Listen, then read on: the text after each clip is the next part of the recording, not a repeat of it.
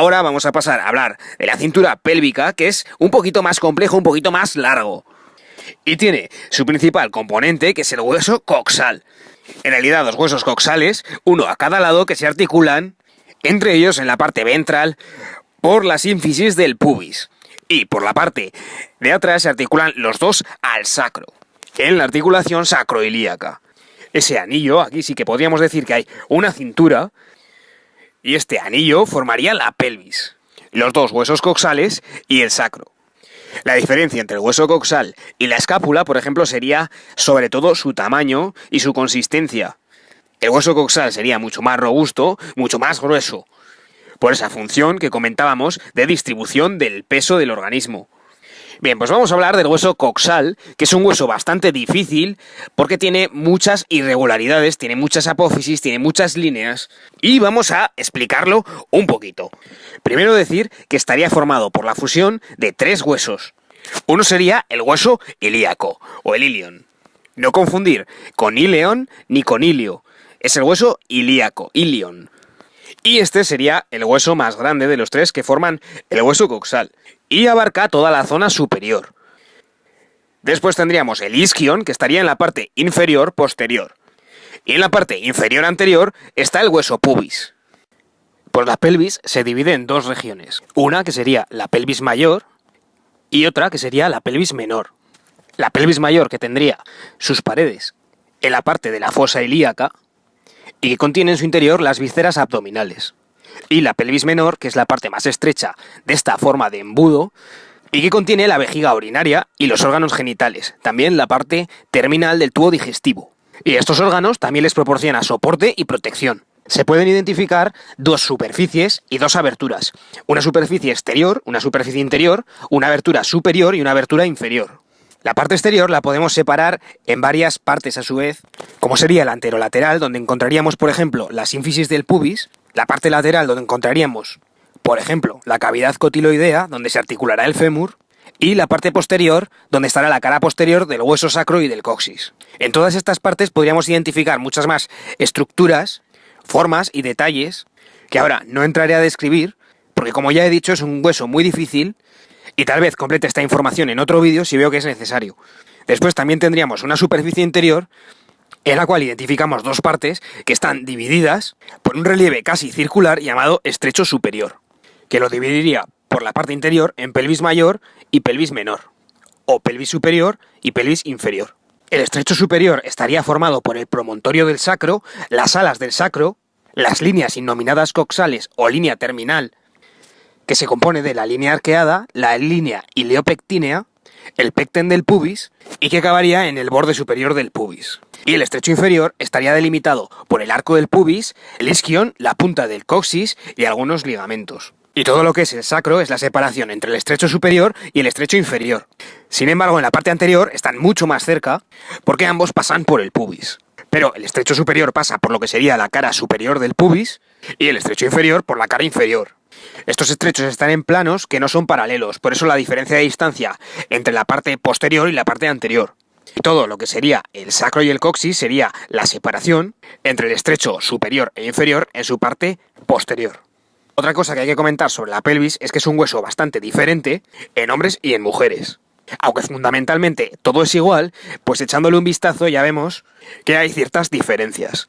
La estructura general es mucho más robusta en la pelvis del hombre. Es un hueso más pesado, más robusto y más estrecho. Está más verticalizado. Y en la pelvis femenina el hueso tiene apariencia de ser más ligero, de tener menos grosor y ser más abierto. Si nos fijamos más o menos cómo es el plano del estrecho superior, podemos ver la diferencia que hay, que en el masculino es mucho más pequeño. En el hombre la forma sería más triangular y en la mujer sería una forma más ovalada. Otra diferencia importante es el ángulo subpúbico, es decir, el ángulo que se forma por debajo del pubis, que está formado por las dos ramas isquiopubianas. El ángulo subpúbico en el hombre es agudo y en la mujer es obtuso. Y a veces en vez de ángulo le llamamos arco, porque es tan abierto que es casi próximo a los 180 grados. El orificio obturador que forman entre el isquion y el pubis, en el hombre es más redondeado y en la mujer es mucho más triangular. También el sacro tiene ciertas diferencias. Es mucho más vertical en el hombre, en la mujer es más horizontal y más pequeño. Y ya os podéis imaginar que todas estas diferencias van dirigidas a la función reproductora. En la mujer, la cavidad pélvica, tanto la mayor como la menor, están preparadas para un útero que puede aumentar enormemente de tamaño. Y además un canal del parto por donde tiene que salir un niño a término y que, bueno, pues es bastante grande. Y ese es el motivo de estas diferencias, que a veces son muy marcadas en algunos casos. Bien, pues vamos a pasar a hablar de las articulaciones. Primero estaría la coxofemoral, que no la vamos a nombrar porque la estudiaremos cuando veamos la extremidad inferior. Tendríamos la articulación sacroilíaca, la lumbosacra, que ya la conocemos, que la hemos visto en vídeos anteriores, la articulación sacrocoxigia, que también la hemos visto, así que en realidad vamos a comentar las articulaciones sacroilíacas y la sínfisis del pubis. La sínfisis del pubis es muy sencilla. Se une la cara articular del pubis de un lado con la cara articular del otro. Y también es una sínfisis, por lo que tenemos un disco en medio. Un disco que en este caso no se llamará intervertebral, sino que se llamará interpúbico. Tiene una pequeña cavidad incluso, que no lleva a ser tan complejo como los discos intervertebrales. Pero es una articulación que tiene un cierto parecido y es una anfiartrosis. Las articulaciones sacroilíacas son bastante complejas. Tenemos una superficie articular del hueso, una cara lisa, llamamos cara auricular, y sería una diartrosis, con muy poca movilidad.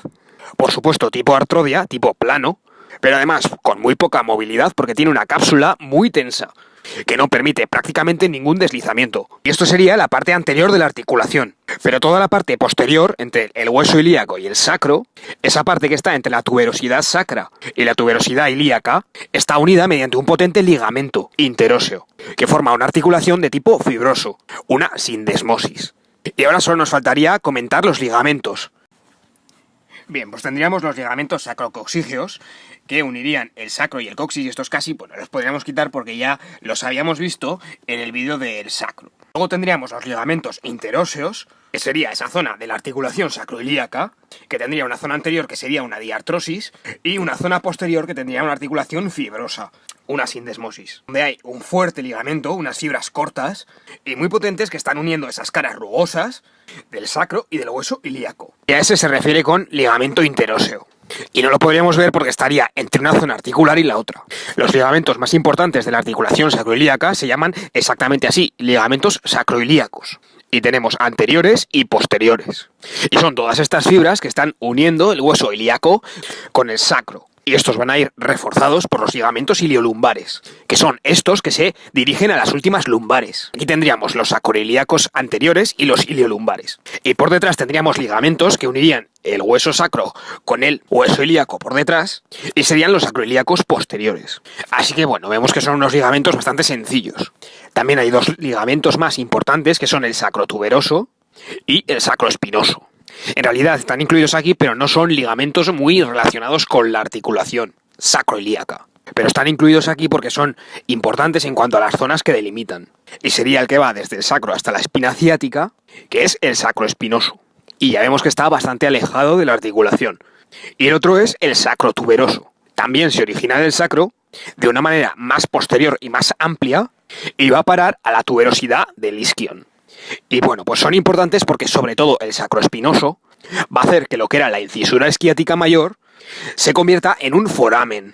Y ahora ya no solamente es una incisura, no solamente es un hueco, sino que se ha cerrado formando el agujero ciático mayor. Con el sacrotuberoso, a partir del sacrotuberoso y el sacroespinoso, vemos que la incisura isquiática menor o inferior, pues también se ha transformado en un foramen. Y por ahí después estudiaremos qué estructuras pasan. No son en realidad ligamentos articulares de la articulación sacroilíaca, pero están aquí incluidos pues por su importancia. Y estarían de hecho más relacionados con el hueso, más que con el hueso ilíaco, con el hueso isquiático. Bien, y vamos a ver los ligamentos de la sínfisis del pubis, que también es una articulación. Y por lo tanto también tiene ligamentos y todavía son más fáciles. Y simplemente van a ir desde el cuerpo del pubis de un lado hasta el del otro lado.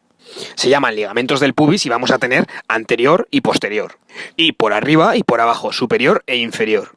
El inferior, como es un poquito curvada esa parte, lo podemos encontrar también en algunas partes como arqueado. Pero en realidad solo son ligamentos que refuerzan la sínfisis, la articulación, tanto por la parte superior e inferior como por la parte anterior y posterior. Bien, pues aquí vemos para terminar una visión posterior de la pelvis y podemos identificar diferentes cosas, donde veríamos el sacro y veríamos la cresta medial o la cresta media, los agujeros sacros posteriores. Aquí estarían los ligamentos de refuerzo que van desde el sacro hasta el hueso ilíaco y serían sacroilíacos. Luego también vemos los iliolumbares, que irían desde la cresta ilíaca hasta la apófisis transversa, o costiforme lumbar, y por eso se llama iliolumbar.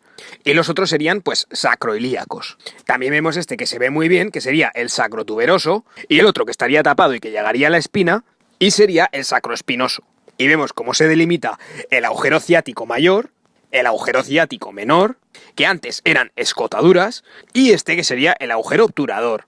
Vemos también la sínfisis del pubis, la tuberosidad isquiática, la cresta ilíaca, con las espinas ilíaca, póstero superior, póstero inferior.